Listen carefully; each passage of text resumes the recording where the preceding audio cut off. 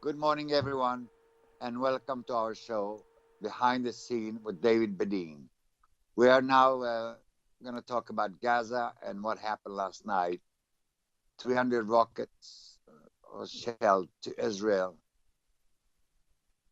Many people were wounded, and we have one casualty that is dead.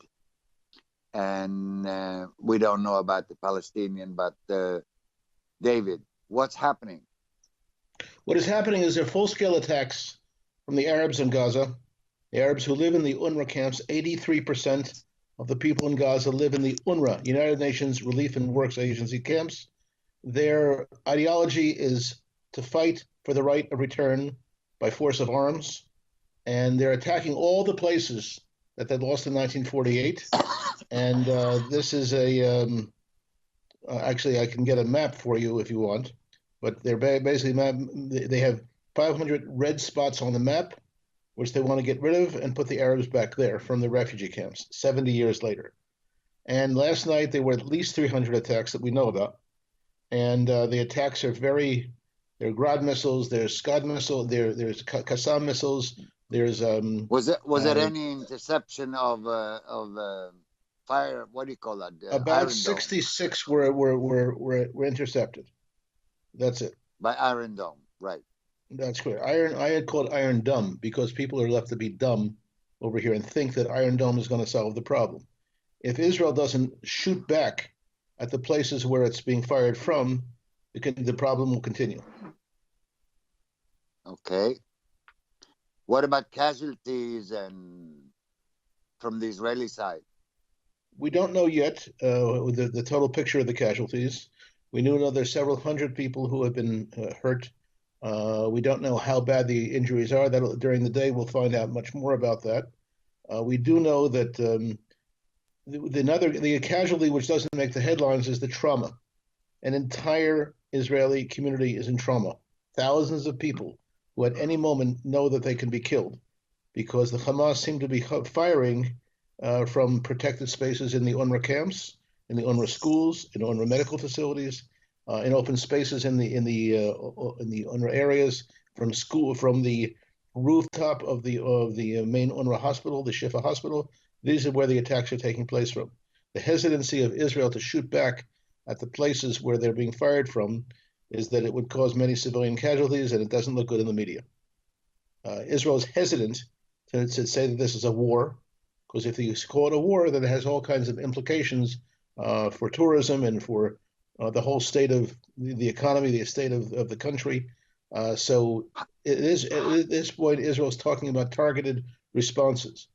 The problem with targeted responses is that when the other side is in a full-scale war and you're not in a full-scale war, that gives a message that you're chicken.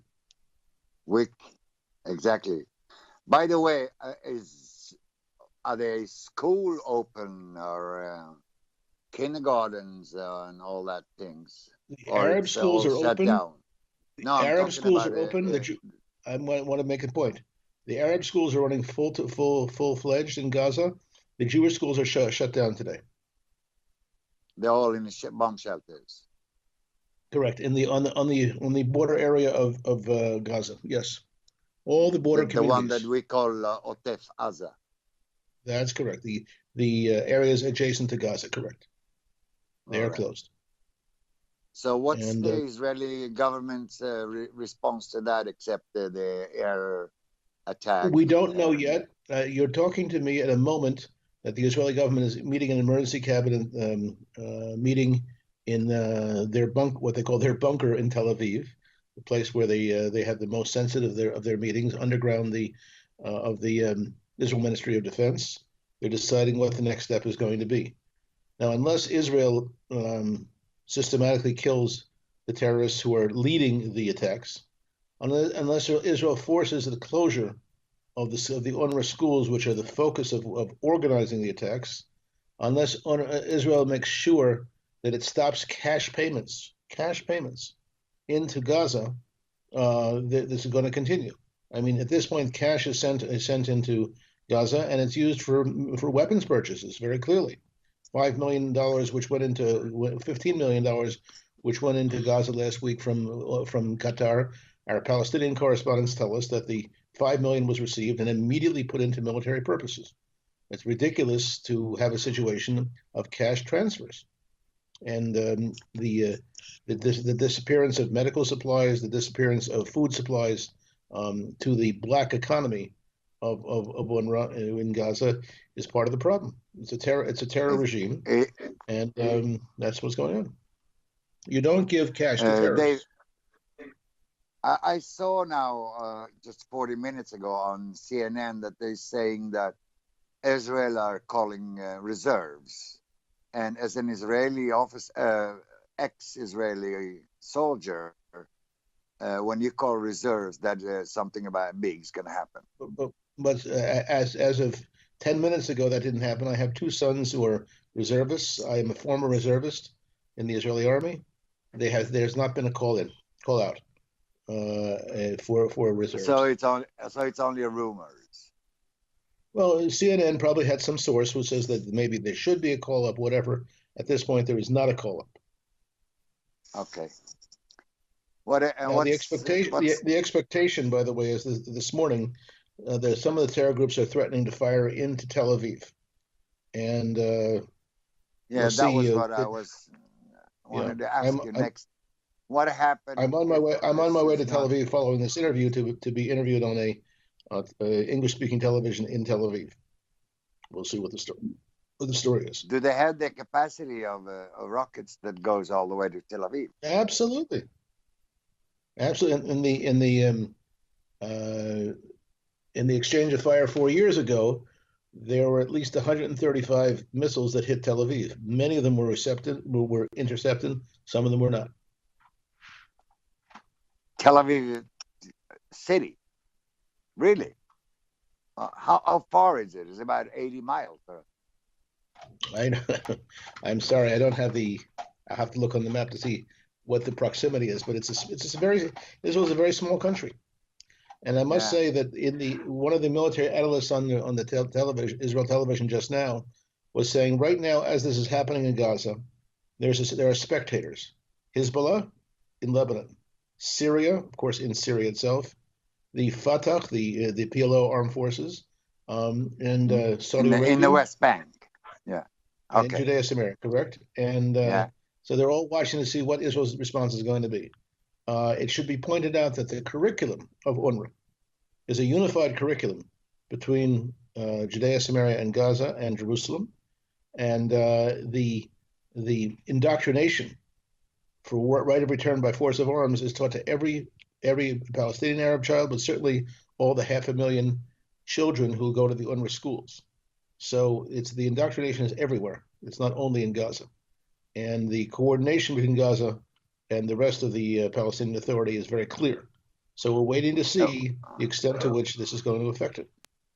Is that meaning that we might see rockets from Judea and Samaria? Absolutely. They have the capacity in that area. They have the capacity, and let's see what happens. What's the atmosphere in Israel? Well, what people want the government to do? People are very nervous. It's a nervous country right now. Everyone knows that if Israel responds like it needs to respond to military activity, then the other side will very clearly attack the civilian population with no holds barred and no hesitation for them to attack schools, medical clinics, etc. So we may be on the verge of something very serious here. It's you mean full-scale war? That's correct. Even if they don't call it war, for the reasons I mentioned before, we not want to make it into a formal situation, not wanting to make it into a situation which would basically stop all tourism and stop all the economy. But if the military activity continues, it will be full scale and it will affect everyone. And by the way, it will affect Jews around the world, because if X amount of children, Arab children, are killed, every child we know whom we've interviewed in our films, which you can see our films at IsraelBehindTheNews.com, every Arab child we've filmed before they go out for combat, before they go out for demonstrations, They have a YouTube made of the little child, so that, and they tell them that in case you die, we'll be able to show your picture around the world.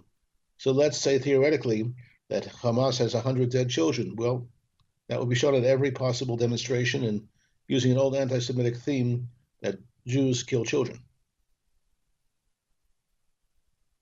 Well, I don't think the European media is going to buy this crap. Are you kidding me? What world do you live in? That's exactly what the European media. I mean, the Swedish. I know that the Swedish media would do that. But I don't think like. Okay. I run a news agency that works with all the foreign media, and I don't know one foreign media who would not be happy to publicize pictures of dead children killed by Israel. Oh yeah, I know that. We work in the media. We know that. More blood, more exposing. You say that when it bleeds, it leads. Exactly. So what's next? The next is the other side. The Arabs are planning a massive cabinet. Where is the cabinet? When is the cabinet? Right now, as we speak, they're meeting. If this interview were taking place 2 hours from now, it would be after the cabinet meeting and after cabinet decisions. But right now, they're meeting right now. We'll see what happens. But what the other side is planning to put 10 to 20,000 children on the border in Gaza for a march. They're going to say it's peaceful march. It's not peaceful. Some of the children are armed to the teeth, and they're hoping to incur casualties. That's what they're planning, and they say so very openly. Yeah, I mean, in the media here, they call those peacefully demonstrations of poor Palestinian kids. Absolutely, they want to go back to their home. Right. They have that's how they protect themselves. What's the casualties numbers until now? We don't know. I'm sorry, I can't. From the Israeli side. No, we do know that there's 2 people been killed. We don't know more than that. There may be more. That's what we know so far. We do know. See, there's no one who counts how many people have been got into a fit of anxiety, trauma, and all that. The woman who was monitoring the trauma situation in Sderot, Dr. Adriana Katz, has passed away. She herself succumbed to the whole situation while handling the traumas of the Sderot in the region there. We have no idea how many. Yeah, no, we know how many. We do not know how many people have had heart attacks, anxiety attacks, dysentery. We don't know how many people have been affected in that way. No one studies the numbers in that situation, but it's very serious. We do know that surveys show that 90% of the children of Sderot suffer from post-traumatic stress syndrome. And by the way, it's not post; it's current. It's still exactly. It's still current. Mm-hmm. So, is there anything that the government do to help these children and like? Well, that's what Dr. Katz was. Dr. Katz was organizing exactly that, and she's passed away. And there's not a real system to deal with these. Yes, there are clinics, but in terms of a system to deal with it, not very good. Okay. And one of the biggest problems we face in terms of insensitivity of people in Israel and also people from abroad is not understanding. Where I live in Efrat, which is just outside Jerusalem, we were having a normal day here, normal schools. My children live here and live in Kiryat Arba, normal schools today. The children, you wouldn't know there's a problem. And when someone contacts us from that area, my son's sister-in-law lives in one of the communities there, and if there was an attack but no one was hurt, thank you, that's it. In other words, not realizing that you can be that this will affect you for weeks, months, and for the rest of your life when you've had a bomb come through your house or near your house. And this is very serious. And what the other side wants to do is to intimidate the Jews to leave, and they believe that the Jews are going to leave. The philosophy of the PLO is that the Jewish presence in the Middle East, specifically in Palestine, is a temporary presence, and they're going to leave soon. And they because they see that Jews are living in New York and everywhere else, they see, maybe they'll just go there, and if we scare them enough, they'll leave. They will go to Europe and That's one of the United reasons the States. Arabs help us film the schools and help us film their riots. From their point of view, it's an ideological issue. That if they can encourage, they can show just how mean they are and how systematic they are, how clear they are in terms of their military indoctrination, that maybe everybody will leave. They don't believe that. Who? They've Oh, been yes. trying to. They've been No, no, trying no. to do that You for have the to last believe 70 when years. put on your screen PalestineRemembered.com. That's every Arab village that was destroyed in 48, and every child knows that website very well. In every school, there's pictures of Ashkelon, Ashdod, Beersheba, etc., as the places they're going to be living. They believe that. It's one of the reasons why they will not receive assistance for repairing homes that need to be fixed, or even toilets need to be fixed. The philosophy of UNRWA and the PLO is that you have homes waiting for you in Ashkelon, Ashdod, etc. They're waiting for you, and they really believe it. Now, people say, you're kidding me. Well, no one would have believed 30 years ago, as I predicted would happen, that the PLO would come in power and establish a military dictatorship together with Hamas, with the approval of the Israeli government. Who would believe that? What do you mean approval of the Israeli government? The government of Israel imported upwards of 50,000 PLO terrorists, imported them, in order to run Judea, Samaria, and Gaza. And they were there. And the requirement, my colleague Bassem Eid, a Palestinian human rights activist, documented that the people who were appointed to run what's called the Palestinian Authority, one of the requirements was to prove that they had killed fellow Palestinians who favored reconciliation with Israel. Israel brought these people in. It was good You for mean the economy. collaborators, or Yeah, that's right. But what Israel did was Israel made a very major mistake, and built up the Palestinian Authority, and including what's going on in Gaza with Arab, and they think it's a stable regime. Well, these stable regimes are short term; they can get along with you, but long term, when they say we're at war, they mean it. And that's what yeah. that's what you mean. Okay. Oh yeah. Mm. So now we have almost full-scale war. Mm. Yes, it will not be called full-scale war. It will be called full-scale fighting. I mean, Full-scale Israel. fighting. If Israel's serious, it will kill off the terrorist leaders who are giving orders to kill. If Israel's serious, it will close down the schools, which have become military training headquarters. If Israel's serious, it will stop sending cash in to Gaza, because the cash has been misused. We don't know, because you see, one of the problems we face is when they get the cash, they also buy Israeli products. And so that's what's called economic peace. Well, economic peace is economic disaster. So what would they do? They're not supposed to. Well, if you need food, here's food per family. Here's how much food you need. You need medical supplies. Here's how medical supplies go. And then sending in international personnel. Maybe the Swedish government wants to volunteer to oversee the funds, but anyone who does oversee the funds is generally shot. The problem. So these are steps that have to be taken.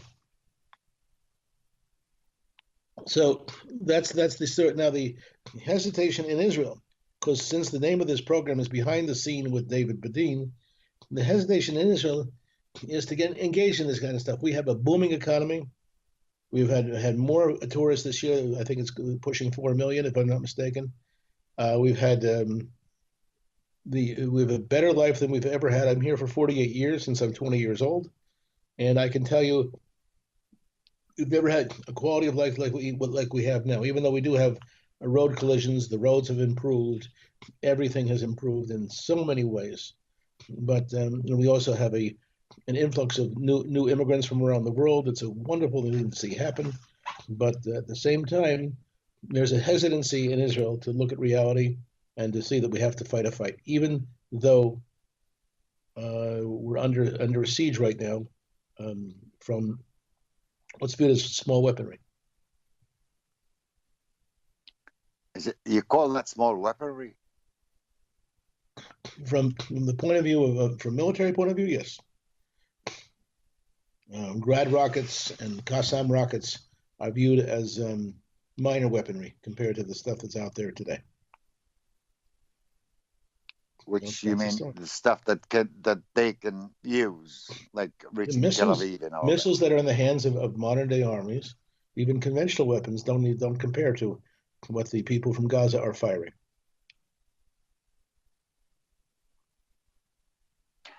So what's new about Israel? What's more?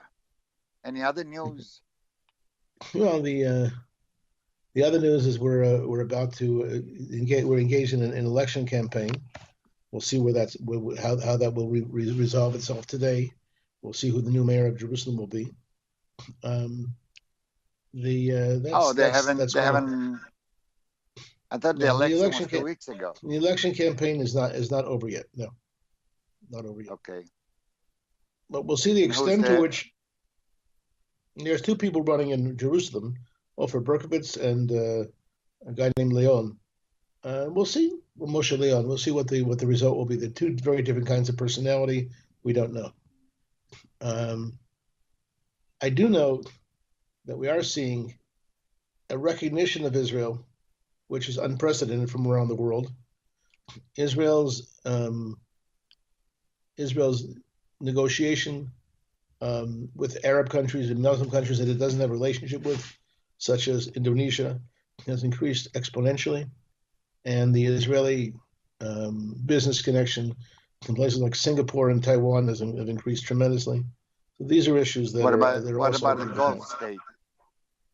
Well, the other thing I was just about to mention, that the last thing I want to mention in this program is the new understanding. I won't call it alliance, but a certain understanding between Israel and the Gulf states, the United Arab Emirates, Abu Dhabi, even Qatar. So Israel's economy is expanding in that direction. However, the problem is that these are the same countries that are supporting the genocide curriculum of UNRWA and the Palestinian Authority and Hamas. So we can't view them as friends at this point. So what do you mean? Which one? The Qatar and the Emirates? All of them. There's an expression: the enemy of my enemy is my friend. However, the enemy of my enemy, but that enemy remains an enemy. So their hostility. A country like Bahrain, which even has a Jewish cabinet minister, and which has excellent trade relations with Israel. If you look at our film called Camp Jihad, which is on our website, where the children are taught the lethal ideas of killing Jews in terms of their summer camps, you'll see that the school they're functioning in is donated from Bahrain. So there's two sides of the coin, and people who are generally optimistic and have a good attitude to life would rather see only one side, the good side. That's how Jews Are these kind of Jew that burn flags, Israeli flags in Tehran? You mean this kind of Jew that is sitting in the parliament in Bahrain? No. The Jew who's in Bahrain, for all intents and purposes, this seems to be a good Jew, and Bahrain also has facilities, synagogues, where Jews who are visiting can pray, and so it's genuine, but it's not a full picture. It's not a full picture, which is one of the most important things to mention. Okay. Do you know when? Is it like approximately when the cabinet? By the way, we go back to the first issue. The cabinet is coming out and talking to the media. Cabinet will be talking to the media probably 11 or 12 o'clock a.m. our time. It's right now a little bit after 9:30 a.m. our time here in Israel.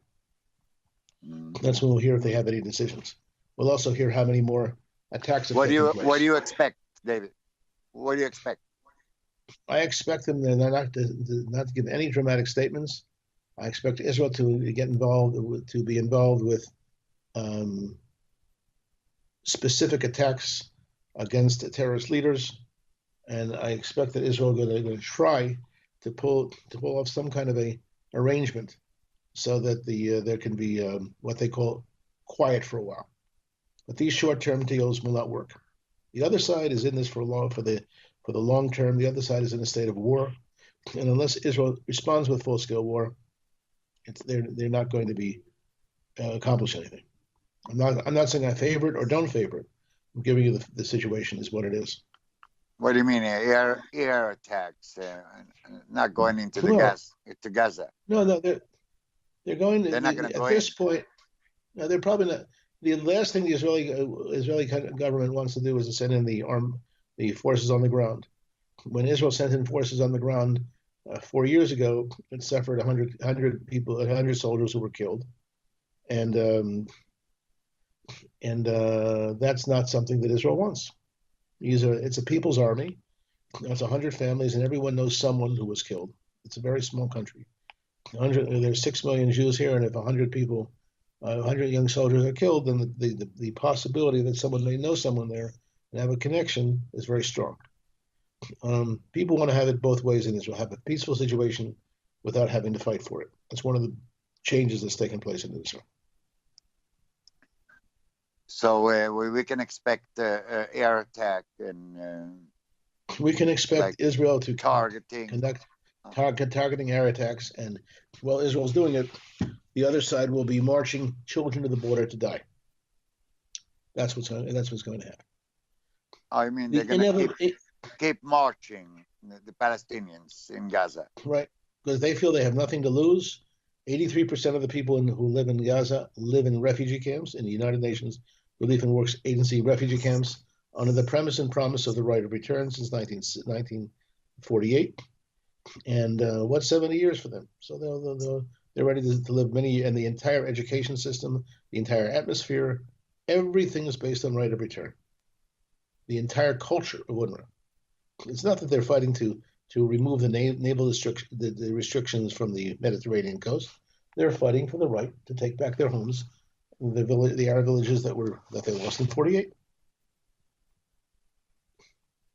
That's the bottom line. Absolutely. So all I can say is, as we continue with Behind the Scene with David BEDEIN, I can promise you that next week's program will be extremely newsworthy, because next week we will have seen two things: Israel's killing off of terror leaders, the hundreds, if not thousands, of Arab civilians killed because they're just marching towards the border, and we'll see hundreds of Israeli communities inside Israel. They won't be decimated or destroyed, but they'll be totally traumatized, and with many more people killed or injured. And the trauma that everyone in Israel feels right now is very clear. It's hard to express it sometimes. It's very clear. That means, and I think just one other thing: when this starts happening, the demonstrations around the world against Jews and against Israel will become even stronger and more violent. Okay, that's a wrap, David. Thank you very much, Mr. BEDEIN. Shalom uvracha. Take care. The one that is up there too. And be safe when you be safe. Well, God watches over us, and here the story of God's presence is a local story. Thank you.